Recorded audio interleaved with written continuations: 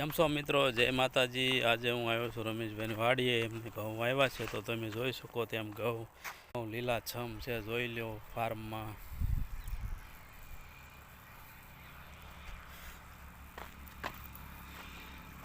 આ ઘઉં છે મિત્રો, અને એની બાજુમાં સરસ મજાની જો તેમ તુર આવી છે।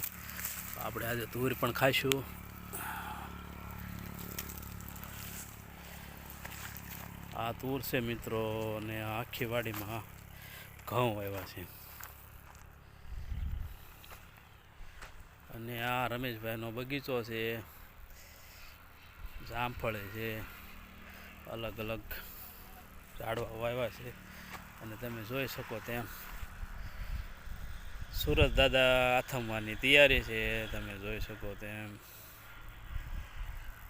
જો મિત્રો।